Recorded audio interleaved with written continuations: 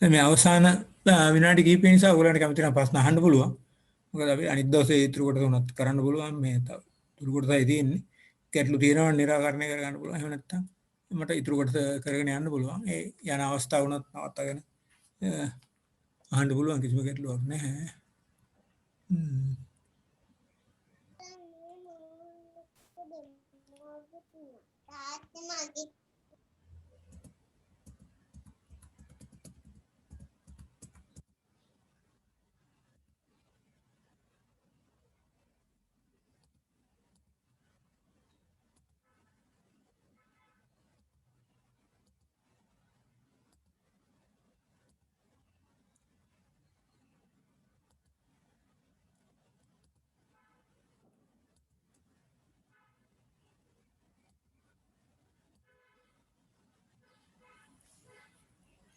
අපි සාහිත්‍ය විචාර ගැන කතා කරමින් හිටියේ.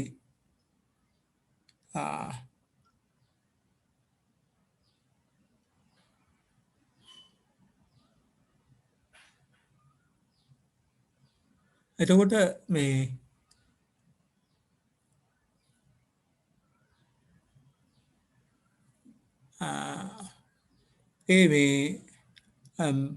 අපි තෝරගත්ත අදාළ විෂය සම්බන්ධ ප්‍රකාශන ඒ ග්‍රන්ථ විද්‍යාත්මක සැසුණු සූචිය. එහෙම නැත්නම් විමර්ශන එකතුවක්. එහෙම නැත්නම් විෂය ආවරණය වන ප්‍රකාශන පිළිබඳ තොරතුරු අන්තර්ගත විචාරාත්මක විවරණයක් අපි එතෙන්දි කරන්නේ. ඊට ඉස්සෙල්ලා අත භූගෝලීය මේක අපි කළානේ. මේ එතකොට සිතියම් පොත් ඒ භූගෝලීය ආර්ථික සංස්කෘතික දේශපාලනික මේ තොරතුරු ඒ සියලුම දේවල් මේ සිතියම් පොත්වල ඇතුළත් වෙලා තියෙනවා. සිතියම් වල ඇතුළත් වෙලා තියෙනවා. ඒවා අපිට ඒක විග්‍රහ කරන්න පුළුවන්. අපි තෝරාගත්තේ ආර්ථික විද්‍යාවට සම්බන්ධව කොහොමද මේ භූගෝලීය බලපෑම් සිද්ධ වෙන්නේ. අපි කලාප අණු කියන්න පුළුවන්, දිස්ත්‍රික් අණු කියන්න පුළුවන්. එතකොට ඒවා අපි සංසන්දනාත්මකව කියන්න පුළුවන්. ඒ දිස්ත්‍රික් සිතියම් වලින් දැන් උදාහරණයක් හැටියට අපි හිතමු මේ යම්කිසි මේ දිස්ත්‍රික්කයක මේ අපි කතා කරනවා මේ ආර්ථික මට්ටම මිනිස්සුන්ගේ. එතකොට අපිට ගෙලින්ම මේ අර බලලා කියන්න පුළුවන් සිතියම් වලින් මේ ප්‍රදේශය මෙන්න මෙච්චර ප්‍රදේශයක් මේ කෘෂි මේ කර්මාන්තයේ තියෙනවා. ඒතකොට ඒ අනුව අපිට ආර්ථික මේගොල්ලන්ගේ ආර්ථිකයට මේ කෘෂි මේකේ බලපෑම මොකද්ද කියන එක අර සිතියම් අනුව අපිට නිගමන වලට එන්න පුළුවන්. ඉතින් ඒව තමයි මේ සිතියම් වල තියෙන වටිනාකම. ඉතින් ඒ විදිහට තමයි අපි සිතියම් පිළිබඳ ඇගීමක් කරන්නේ. සාහිත්‍ය විචාර කිව්වහම අපිට මේ යම්කිසි කාල සීමාවකට අදාළ මොකක් හරි විෂයක් තෝරගත්තාම ඒ විෂය ක්ෂේත්‍රයේ ඇතිවෙච්ච ප්‍රගතිය අපි මේ විවේචනාත්මකව විග්‍රහ කරනවා. ඒ ශාස්ත්‍රයේ අපි හිතමු දැන් මෙහෙම දෙයක් නවකතාව. දැන් නවකතාව කොහොමද මේ අද මේ தත්ත්වයට ආවේ? කවුරු හරි ඒක මේ කාල සීමාවක් අරගෙන මේ විචාරාත්මක ලිපියක් ලියනවා. නෑ ඉස්සරම තිබිලා තියෙන නවකතා මේ ඓතිහාසික නවකතා. එතකොට මේ සමහර මේ ඒවා තිබිලා තියෙනවා මේ ඔය මේ යම් මේ ධර්මානුකූල කරුණු මේ මිනිස්සුන්ට මේ කව්වන්න හින්දා නවකතා නිර්මාණය කරලා මේ එහෙම තමයි මුලින්ම මේ නවකතාව ආරම්භ වෙලා තියෙන්නේ. ඒතකොට ඒ පිළිබඳව කවුරු හරි ලිපියක් ලියනවා නම් විචාරාත්මක ලිපියක් වාර සංග්‍රහයකට අන්න ඒක තමයි මේ සාහිත්‍ය විචාරයක් කියන්නේ. ඒ විශේෂත්වයේ ඇතිවෙච්ච ප්‍රගතිය පිළිබඳව යම් විචාරාත්මක විග්‍රහයක්. සාමාන්‍යයෙන් එක මේ වාර සංග්‍රහයක් ගත්තොත් එකයි තියෙන්නේ ඔය මේ සාහිත්‍ය විචාර නැත්නම් විචනාත්මක විග්‍රහයන්. ඒකට කියන්නේ රිවිව් ආටිකල් කියලා. ඒ රිවිව් ආටිකල් සාමාන්‍යයෙන් එක සංග්‍රහයක එක අගට තියෙන්නේ ගොඩක් වෙලාවට රිවිව් ආටිකල් කියලා ගහලා තියෙනවා. ඒ කියන්නේ මේ විචාරාත්මක ලිපිය. එතකොට ඒ විදිහට අපිට ඒවා තෝරලා හොයාගෙන ඒ සංග්‍රහවල වලින් ඒ අහවල් මේ සංග්‍රහයේ අහවල් පිටුවේ මෙහෙම විචාරාත්මක ලිපියක් තියෙනවා. ඒකේ කවුද කර්තෘ ඒකේ කවුද මේ ඒ කොයි මොන විදිහේ තොරතුරු දෙක ඉදිරිපත් කරලා තියෙන්නේ කොයි විදිහට තොරතුරු ගොනු කරලා තියෙන්නේ කොයිතරම් දුරට ඒක සාර්ථකද කොයිතරම් මේකේ කරුණයා මේ විමර්ශනය කරලා රෙෆරන්ස් කරලා මොකද රෙෆරන්ස් ලිස්ට් එකක් දීලා තියෙනවනේ අපිට කියන්න පුළුවන් රෙෆරන්ස් කරලා කියලා රෙෆරන්ස් ලිස්ට් එකක් නැත්නම් අපිට කියන්න පුළුවන් මෙයා මේ එයාගේ මතයට අනුව මතාන්තර ගොඩනගාගෙන තමයි මේ ලිපිය ලියලා තියෙන්නේ කියලා එහෙම MC මේ විදියක විවේචනයක් ඔයගලන්ට දෙන්න පුළුවන්. මේ තියෙන සංග්‍රහ වර්ගයක් peer reviewed journals මේ තුල්්‍ය සමාලෝචන මේ කළ සංග්‍රහ. ඒ සංග්‍රහයේ අවසානයේ පරීක්ෂා කළාම රිවිව් ආටිකල් කියලා කියනවා. අන්න ඒක තමයි මේ විචාරාත්මක නැත්නම් සාහිත්‍ය විචාර කියන්නේ ඒවට තමයි ඒ ලිපිය තමයි දෙන්දි ගන්න ඕනේ. ඒතකොට ඒ වගේ සංග්‍රහ 10ක් ගත්තාම ඔයගලන්ට විචාරාත්මක ලිපි 10ක් හොයාගෙන තවත් රචනා සෙට් එකක් අවසන් කරගන්න පුළුවන් කිසිම කරදරයක් නැතුව. ඊළඟට නවවෙනි කට්ටලේ තොරතුරු පද්ධති හා ජාල. තොරතුරු පද්ධති හා ජාල. වර්තමානයේ දැනුම ශීඝ්‍ර ලෙස බිහි වෙනවා. කියන්නේ බොහොම ඉක්මනට මේ දැනුම මේ පැතිරලා යනවා. අලුත් දැනුම. එතකොට මෙහෙම බිහිවීමත් සමග විවිධ විෂයන් පිළිබඳ තොරතුරු පද්ධති හා ජාල බිහි වෙලා තියෙනවා. මේ ඒ කියන්නේ අලුත් විෂයන් බිහි වෙනවා. ඒ වගේම ඒ විෂයන් තියෙන විෂයන් මේ පුළුල් පරාසයකට යනවා. එතකොට අන්න ඒක මේ තමයි අපි මේ ඒක අපි පාලනය කරගන්න ඕනේ. අපි පාලනය කරගන්න බැරුව ගියොත් අපෙන් ගිලිහිලා යනවා. මේ යම්කිසි දෙයක් පාලනය කරගන්න බැරි වුණොත් අපේ ග්‍රහණයෙන් ගිලිහිලා යනවා. එතකොට මේ තොරතුරු පද්ධතිය ජාල පුස්තකාලවලට සම්බන්ධ කරගෙන තියෙන්නේ ඒ අර ගිලිහිලා යන එක මේ ගිලිහිලා යන්න නොදී මේ ගැට ගහ ගන්න. අන්න ඒක තමයි තොරතුරු පද්ධතිය ජාල වලින් කෙරෙන්නේ.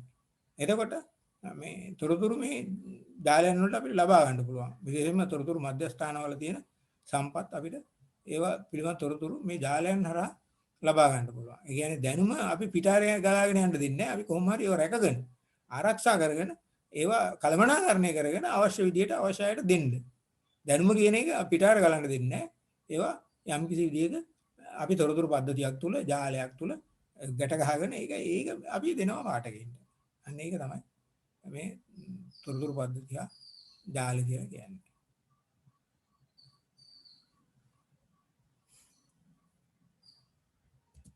ඊළඟට මේ තොරතුරු පද්ධති ඒ වගේම නැත්නම් ජාල මේ ඉස්මුලින්ම ආරම්භුනේ කොයි රටේද? ඒ අද අපි අතවරාගත්ත එක. කොයි මධ්‍යස්ථානයේද? එතකොට අන්න ඒක.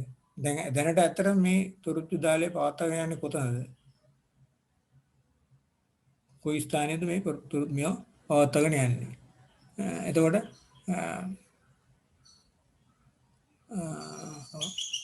කෘෂිකර්ම විද්‍යා ශාස්ත්‍රයේ තියෙන ජාලයක් තමයි ඇග්‍රිනෙට්. ඇග්‍රිනෙට් කියන්නේ කෘෂි විද්‍යා ශාස්ත්‍රයේ ජාලයක්. ඒක කෘෂිකාර්මික ක්ෂේත්‍රයේ මේ තියෙනවා කෘෂිකාර්මික පර්යේෂණ ප්‍රතිපත්ති ආයතනය කියලා. ඇග්‍රිකල්චරල් රිසර්ච් පොලිසි කියලා ආයතනය නම.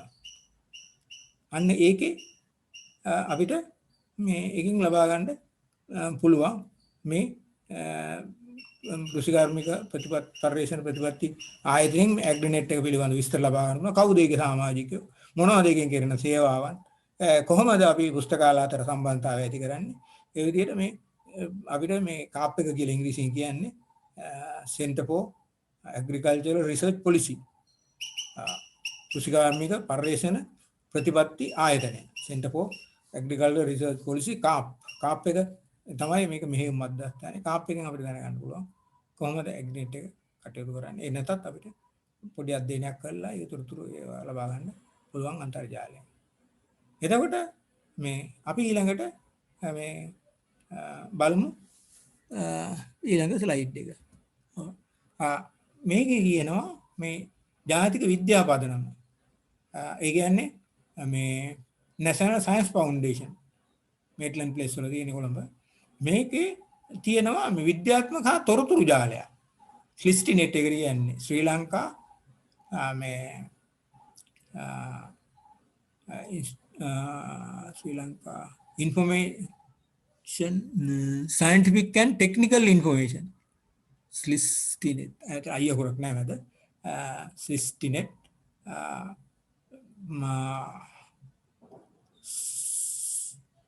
විද්‍යාත්මක හා තාක්ෂණික තොරතුරු පිළිබඳ තොරතුරු ජාලය. විද්‍යාත්මක හා තාක්ෂණික තොරතුරු ජාලය. එතකොට ඒ තොරතුරු ජාලය මෙහෙවන්නේ කවුද? ජාතික විද්‍යා පදනම. ඒ වගේ තවත් මේ තොරතුරු ජාල තියෙනවා. දැන් ඕගොල්ලන් තෝරාගත්තොත් එක්ක ආර්ථික විද්‍යාව නැත්නම් බැංකු කරණය. ඕගොල්ලන්ගේ විෂය හැටියට ඕගොල්ලන් ගන්න පුළුවන් ශ්‍රී ලංකා මහ බැංකුවේ පුස්තකාලය මගින් මෙහෙවනු ලබන e-bank libnet කියලා තියෙනවා. e-bank libnet. E කියන්නේ economic and banking library network. ඒ කියන්නේ ආර්ථික හා බැංකු කරණය පිළිබඳ පුස්තකාල තොරතුරු ජාලය. පුස්තකාල තොරතුරු ජාලය. e-bank libnet. ඒකත් අපිට මේ අපේ මෙම්බර් කෙනෙක් හැටියට තියාගන්න පුළුවන්. එතකොට ඒක තමයි එතෙන්දී බලාපොරොත්තු වෙන්නේ. ඊළඟට සෞඛ්‍ය ශාස්ත්‍රය. මේ සෞඛ්‍ය ශාස්ත්‍රයේ තියෙනවා හෙල්ත් සෙක්ටර් එකේ මේ තොරතුරු ජාලයක්. ඒක මේ මෙහෙවන්නේ නැත්නම් ෆෝකල් පොයින්ට් එක තමයි මේ කොළඹ වෛද්‍ය පුස්තකාලය. ඒ වෛද්‍ය පුස්තකාලයේ තියෙනවා හෙලිස් නෙට්වර්ක්. අන්නේ හෙලිස් නෙට්වර්ක් එකෙන් තමයි ඒ සෞඛ්‍ය ශාස්ත්‍රයේ තොරතුරු මේ මෙහෙවන්නේ. ඒගොල්ලන් වෙනත් පුස්තකාල වලට නැති තොරතුරු ඒගොල්ලෝ ලබා දෙනවා. ඒගොල්ලන් ගාව නැති තොරතුරු ඒගොල්ලෝ සමාජික පුස්තකාල වලින් ඉල්ල ගන්නවා. ඒ කියන්නේ කොළඹ මේ වෛද්‍ය පීඨ පුස්තකාලයේ සියලු අංග වලින් සම්පූර්ණ නැහැ. නමුත් අර නෙට්වර්ක් එක නිසා ඒගොල්ලන්ට අනිත්‍යව පරිහරණය අවස්ථාව එදී. එතකොට මේ හෙලිස් නෙට්වර්ක් එක තමයි මේ සෞඛ්‍ය සම්බන්ධ තොරතුරු ජාලය මෙහෙවන්නේ. ඊළඟට යමු. ඊළඟ රචනා කටලයට යනවා. ඒ ඊළඟ රචනා කටලේ තමයි අනුක්‍රමණිකාකරණ හා සාර සංග්‍රහකරණ වාර ප්‍රකාශන. අනුක්‍රමණිකාකරණ හා සාර සංග්‍රහකරණ වාර ප්‍රකාශන. දැන් ඔයගොල්ලන්ට අවශ්‍ය නම් නවත්තලා මේ ඔයගොල්ලන්ට තියෙන ගැටලු මොනවා හරි ඉදිරිපත් කරන්න පුළුවන්. එහෙම නැත්නම් ඊමේල් කරන්න පුළුවන්. එහෙම නැත්නම් උද්දෘකතයෙන් වුණත් අහන්න පුළුවන්. කිසි ගැටලුවක් නැහැ. මෙතන නවත්තලා අහන්නත් පුළුවන්. මේ ඔයගොල්ලන් අන්මියුට් කරගෙන කිසිම ගැටලුවක් නැහැ. මම ඒ වුණත් දේශනේ ඒ අතර කරගෙන යනවා. දැන් මේ ඔයගොල්ලන් තෝරාගත්ත විෂයට අදාළ ලිපි පිළිබඳ සංක්ෂිප්ත තොරතුරු අනුක්‍රමණිකාකරණ වාර ප්‍රකාශන වලින් ලබා ගන්න පුළුවන්. සංක්ෂිප්ත මොකද මේ සංක්ෂිප්ත තොරතුරු කියන්නේ? දැන් අපි හිතමු මේ ඔයගොල්ලන් කෘෂිකර්මය කියන විෂය ගත්තා. දැන් ඔයගොල්ලන්ට අවශ්‍යයි කියලා හිතන්න මඤ්ඤොක්කා වගාව පිළිබඳ නැත්නම් මඤ්ඤොක්කා වලට දාන පොහොර වර්ග මොනවද කියලා දැනගන්න අවශ්‍යයි. එතකොට ඔයගොල්ලෝ ඇග්‍රි ඉන්ඩෙක්ස් එකට ගිහිල්ලා එක්ක මැනියොක් එහෙම නැත්නම් කැසාවා. ඒ නම් දෙකම පාවිච්චි වෙනවා. අරක මොකද්ද තියෙන්නේ කියලා බලන්න ඕනේ. මේ ඉංග්‍රීසි නම්. එතකොට මේ ගිහිල්ලා බලනවා කැසාවා යටද බලපුවාම මේ කැසාවා පොහොර නම් මැනුව එතකොට ගිහිල්ලා බලපුවාම අන්න තියෙනවා ඒකට අදාළ මේ මොනවද මේ ලිපි වල ග්‍රන්ථ විද්‍යාත්මක තොරතුරු තියෙන්නේ. ඒකයි මේක ද්විතීක මේ සේවාවක් කියන්නේ. මේක අපිට මේ ගෙලින්ම මුල් ප්‍රකාශනයට යන්න බෑ. නමුත් අපිට උපකාරී වෙනවා මේ අදාළ ලිපි හොයාගන්න. එතකොට මේ ලිපි වල ග්‍රන්ථ විද්‍යාත්මක තොරතුරු තියෙනවා. අපිට එතකොට මේ මයින්ඩ්ලොක් වල දාන පොහොර වර්ග මොනවද කියලා අපිට දැනගන්න ඕන නම් අන්න කෙලින්ම මේ ලිපි ටික අය අදාළ සංග්‍රහ වලින් කියවලා බලන්න පුළුවන්. හැබැයි අපි සංග්‍රහ සෙට් එකක් අරගෙන මුලින් ඉඳලාකට කොච්චර කියවුවත් අපිට අර හොයාගන්න බෑ. මේ විදිහ ඉන්ඩෙක්ස් එකක් තියෙනවා නම් අපිට ඉන්ඩෙක්ස් එකකින් අදාළ සංග්‍රහවට යන්න පුළුවන්. අපිට ඕන සංග්‍රහවට ඕන ලිපියට යන්න පුළුවන්. සාර සංග්‍රහ කරන කියන්නේ ඊට වඩා තව පොඩ්ඩක් ඉස්සරහට ගිහිල්ලා. මොකද්ද? අර ලිපියට අමතරව ලිපියේ ග්‍රන්ථ විද්‍යාත්මක තොරතුරු වලට අමතරව ලිපියේ සාරාංශයක් තියෙනවා. එතකොට අපිට තවදුරටත් කියවලා බලන්න පුළුවන් මේ ලිපිය අපිට කොයිතරම් දුරට ප්‍රයෝජනවත්ද කියලා. ඒක තමයි එතෙන්දි කරන්නේ.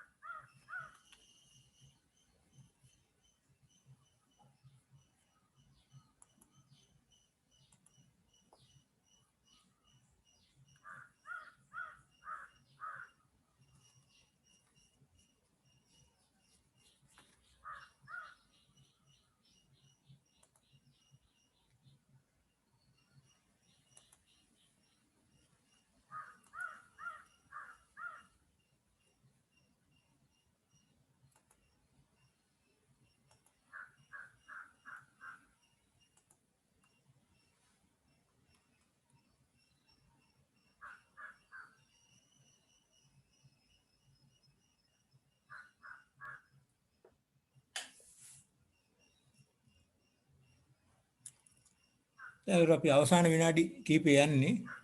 මොනවා හරි ගැටලු තියෙනවා නම් ඔයගලන්ට අහන්න පුළුවන්. තව විනාඩි 15ක් තියෙනවා අපිට. එතකොට දැන් අපි සාකච්ඡා කර හිටියේ අවසානයේට තොරතුරු සාපද්ධති ජාල සාකච්ඡා කළා.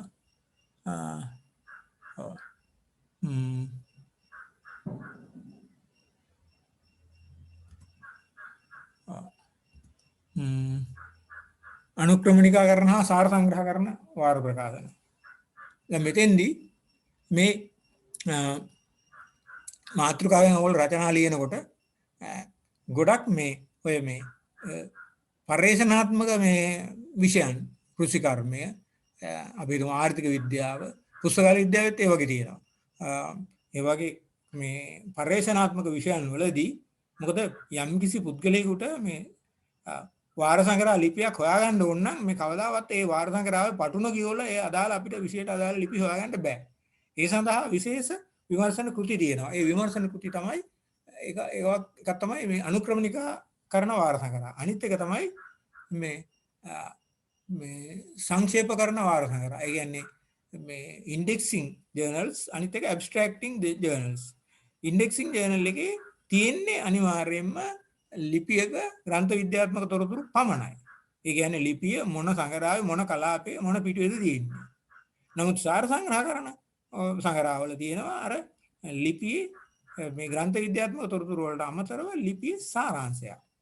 ඒ කියන්නේ ලිපිය කෙටියෙන් ලිපිය මේ අඩංගු දේවල් විස්තර කරලා තියෙනවා. එතකොට අපිට අර සාර සංග්‍රහ කරන එකේ තියෙන වටිනාකම තමයි අපි යම් කිසි පරිශ්‍රණයක් කරන අය නම් අපි මොකක් හරි විශේෂ මේ අධ්‍යයනයක ඉදලා ඉන්න අය නම් අපි ඉන්න තැන ඉඳලා අපිට ඉස්සරහට යන්න ප්‍රයෝජනවත් වෙනවා. අර ලිපිය කියවලා බලලා මේ සාරාංශ ලිපිය අපිට තීරණය කරන්න පුළුවන් මේක අපිට යම් කිසි බුද්ධි ගෝචරණ දෙයක් අපිට තියෙනවද නැත්නම් අපිට අලුතෙන් ඉගෙන ගන්න දෙයක් තියෙනවද මේකේ.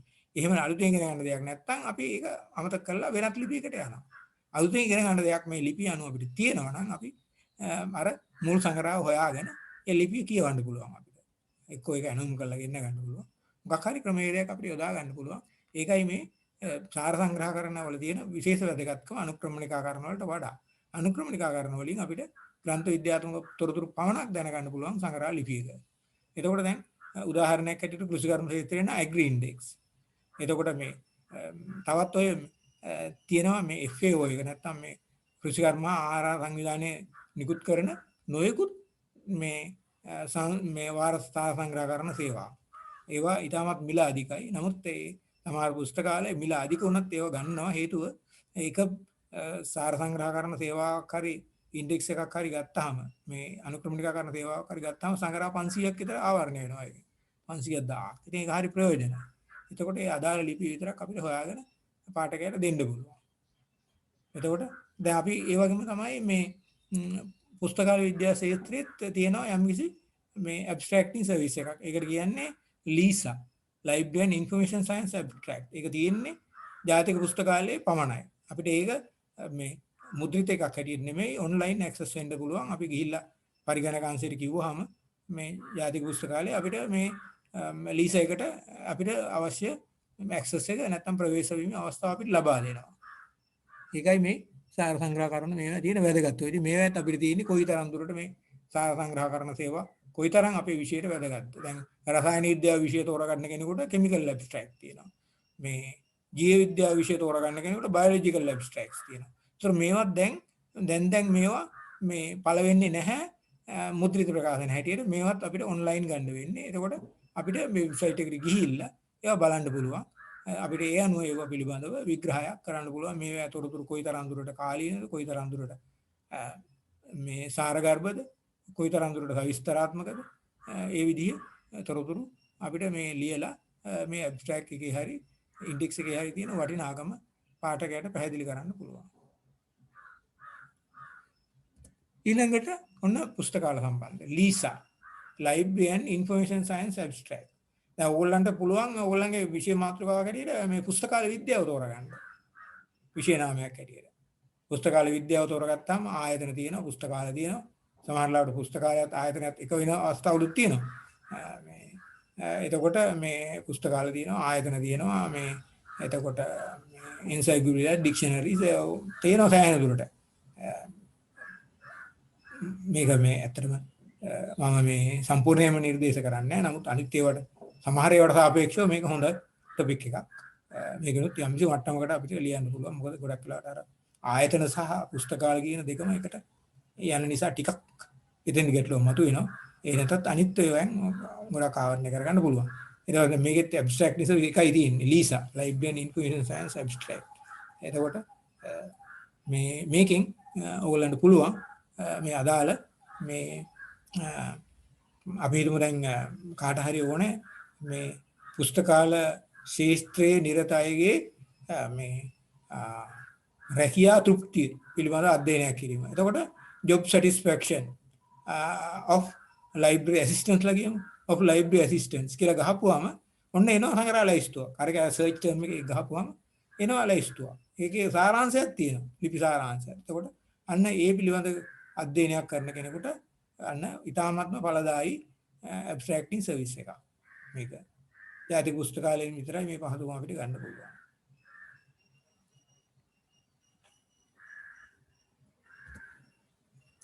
එතකොට ඊළඟට මේ 12 වෙනි රචනා කට්ටලය. 12 වෙනි රචනා කට්ටලේ විෂය පිළිබඳව ඇති විශේෂ වර්ගීකරණ ක්‍රම. තව විනාඩි 10ක් තියෙනවා. ඔයගොල්ලන්ට මොනවා හරි ගැටලු සාගත දේවල් තියෙනවා නම් මේ වෙලාවේ අහන්න පුළුවන්. කිසිම ගැටලුවක් නැහැ. මම නවත්තලා කරන්නම්. මොකද මට ඕන තරම් කාලය තියෙනවා අනිත් පාඩමේදී මේක සම්පූර්ණයෙන් විවර කරගන්න. ගැටලු තියෙනවා නම් මොනවා හරි ඔයගොල්ලන්ට මේක අන්මියුට් කරලා අහන්න පුළුවන්. ඔයගොල්ලන්ට අන්මියුට් කරගන්න පුළුවන් නේ. අන්මියුට් කරලා අහන්න පුළුවන්.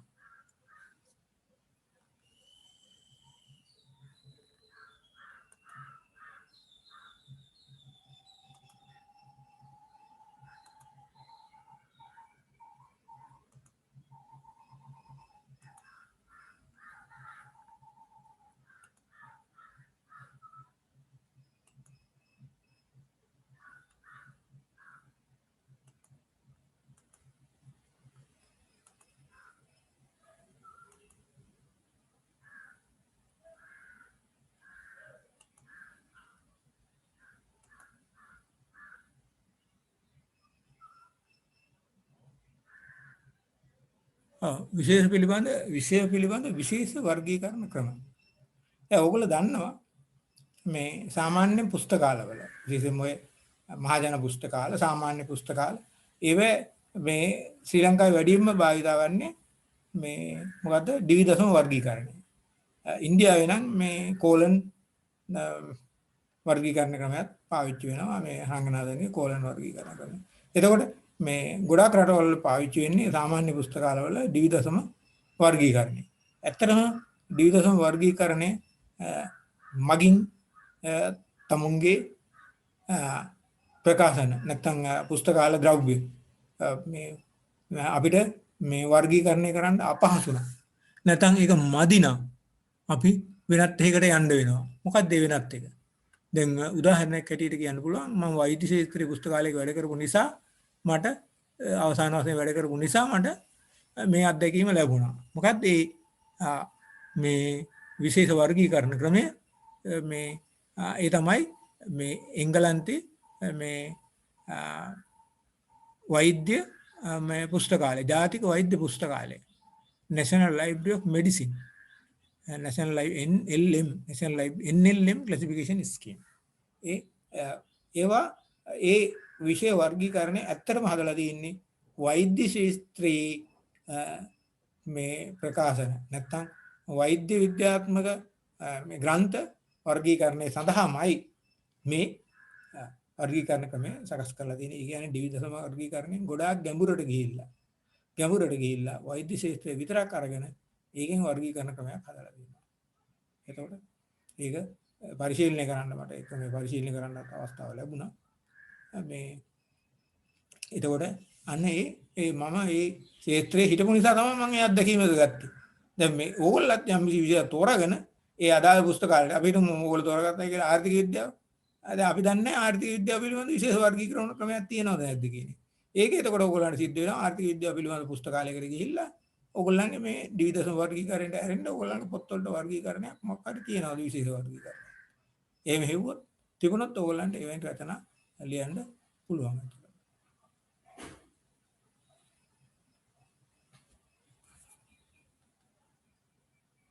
තවත් විනාඩි 7ක් වගේ කාලයක් තියෙනවා. එතකොට මේ සියල්ලම රෙකෝඩ් වෙන නිසා මට ඒ රෙකෝඩින් එකත් පුළුවන් ඔයගොල්ලන්ට මේ සපයන්න YouTube එකෙන් ඒ දාලා මම ඒකේ ලින්ක් එක එවන්නම් ඔයගොල්ලන්ට. එතකොට තව විනාඩි 10ක් අපිට අවසර දීලා තියෙනවා. එතකොට මේ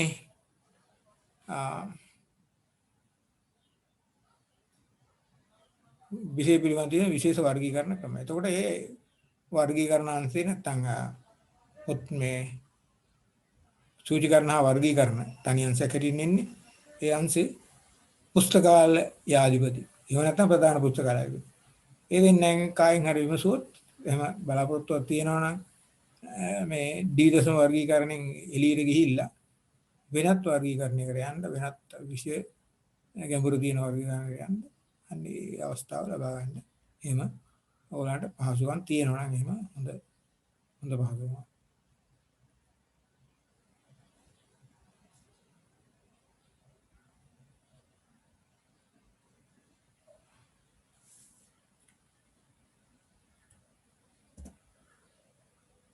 එතකොට මම කිව්ව මේක තමයි NLM classification system.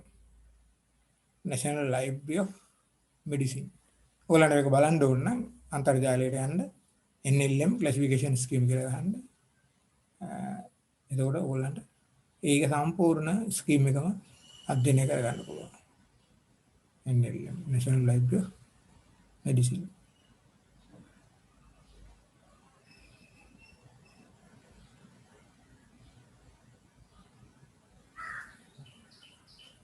එතකොට NLM එක තමයි මේ තියෙන්නේ. NLM එක අන්තර්ජාලයෙන් ඕනනම් ඕගොල්ලන්ට ඒකේ සවිස්තරාත්මක තොරතුරු ගන්න පුළුවන්.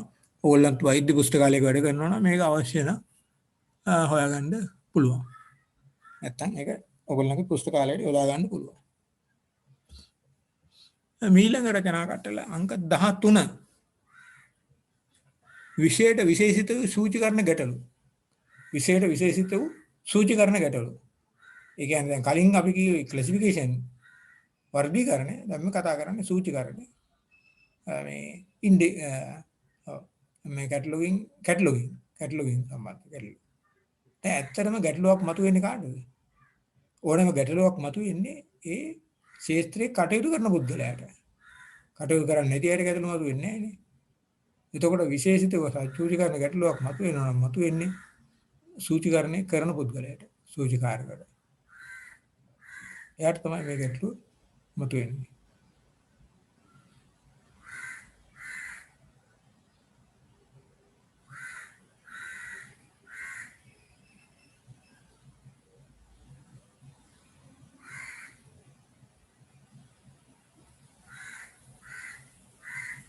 එතකොට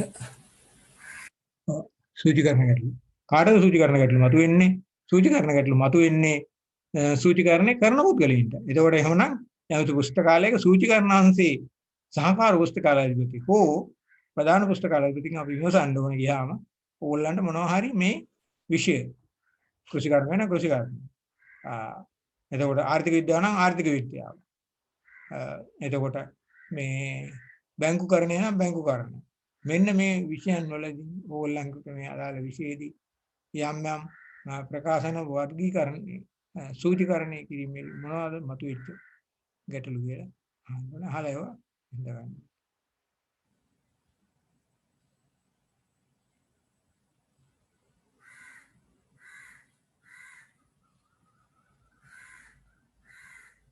එතකොට ඒවා අපිට පොත් වලින් ගන්න බෑ.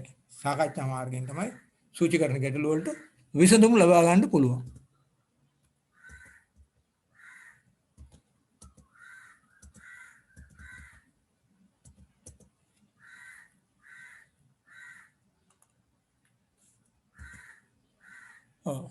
එතකොට අදාළ ඒ පුස්තකාලයේ සූචිකරණ අංශයේ පුස්තකාලය සමග සාකච්ඡා කරලා එයාගේ සූචිකරණ ගැටලු අහලා ඒ විසඳ ගන්න පුළුවන්. එතකොට ගොඩක් වෙලාවට එක රචනාවයි ලියන්න පුළුවන්. මේ ටොපික්ස් වලින් සමහර වෙලාවට එක රචනාවක් ලියන්න බැරි කරන්න දෙයක් නැහැ. ඊළඟට 14 වෙනි මාතෘකාව එතන කියන්නේ ග්‍රන්ථ විද්‍යාත්මක දත්ත සංචිත. විනාඩි දෙකයි තියෙන්නේ අපිට. අපි ඉවර කරන්න බැරුණත් අපි ලබන වතාවේදී කරමු. විනාඩි 5ක් විතර තියෙනවා. එතකොට මේ ග්‍රන්ථ විද්‍යාත්මක දත්ත සංචිත මේ තෝරා ගන්නාලාද විෂය සම්බන්ධව ඇති ග්‍රන්ථ විද්‍යාත්මක දත්ත සංචිත.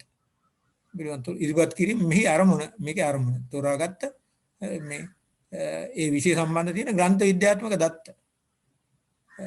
එතකොට මේවා දත්ත සංචිත තියෙනවා ජාතික හරි ජාත්‍යන්තර මට්ටමින් හරි. ඒවා ක්‍රියාත්මක වෙනවා. ඒවා අපිට පරිගණක ජාල මගින් මාර්ගගතව පිළිතෙන්න පුළුවන්. ඒවා පරිගණකේ තියෙනවා අපිට. අපිට ගිහිල්ලා ගහන්න තියෙන්නේ මේ data bases on data bases on ඉදිරිපත් කරන්න මොනවද ප්‍රශ්නයක් තියෙනවද? ඔව් කියන්නේ.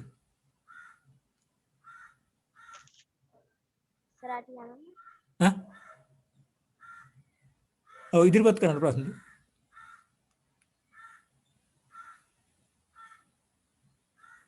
ඔව් එතකොට අන්තර්ජාලයෙන් අපිට කෙලින්ම ගහන්න පුළුවන් ගිහිල්ලා Google එකට ගිහිල්ලා databases on මොකක් හරි තෝරාගත්ත ඇග්‍රිකල්චර් නම් ඇග්‍රිකල්චර් මේ කියලා ගහන්න පුළුවන්. ග්‍රන්ථ විද්‍යාත්මක බිබ්ලියෝග්‍රැෆික් මේ data bibliographic data ග්‍රන්ථ විද්‍යාත්මක දත්ත databases bibliographic databases on agriculture ගහුවාම කෘෂි කර්මයට අදාළ තෝරගත්තේ ආර්ථික විද්‍යාව නම් databases on bibliographic databases on economics ඒ ගහපුවාම ඕලන්ට ඒ දත්ත සංචිත කීපයක් එයි. ඒකට ඒවා සම්බන්ධ කරගෙන රචනා ලියන්නයි තියෙන්නේ. ඔයගොල්ලෝ ඒකට මේක කරනකොට යම් යම් ගැටලු මතුවේ. ඒ ඕනෑම අවස්ථාවක කතා කරන්න මම ඔයගොල්ලන්ට උදව් කරන්න ලෑස්තියි. ඊට අමතරව ඔයගොල්ලන්ගේ පරීක්ෂකයත් සම්බන්ධ කරගන්න. අධීක්ෂක එක්ක ඔයගොල්ලන්ට පුස්තකාල සංගමේ පවරයි. ඒ පුද්ගලයාත් සම්බන්ධ කරගෙන ප්‍රශ්න විසඳ ගන්න පුළුවන්. ඇත්තටම මේක සාර්ථකව කළොත් ඔයගොල්ලන්ට මම අර මුලින්ම කිව්වා වගේ ඒ සාමාර්ථයක් ගන්න පුළුවන් මේ ඔයගොල්ලන් විෂය කොටසක්. අපි එහෙනම් අද දවසේ අවසන් කරමු මේක. ඔයගොල්ලන්ට අවශ්‍ය ගැටලු මට ඊමේල් කරලා හරි හැමෝම ඊමේල් එකක් එවන්න ටෙස්ට් ඊමේල් එකක් මම එතකොට මේ කෙලින්ම මේ ප්‍රසන්ටේෂන් එක ඔයගොල්ලන්ට එවන්නම්. මේක බලලා එතකොට තවදුරටත් ඔයගොල්ලන් මේ තහවුරු කර ගන්න පුළුවන්. ඊට අමතරව අද මේ රෙකෝඩින් එකත් මම මේ දාන්නම් YouTube එකට දාන්නම්. එතකොට ඒ අනුව ඔයගොල්ලන්ට ඒකෙත් ලින්ක් එක මම එවන්නම්. එහෙනම් සුබ දවසක් සියලු දෙනාටම. ස්තුතියි මේ දේශනයට සවන් දුන්නට. බොහොම ස්තුතියි සර්. බොහොම ස්තුතියි සර්.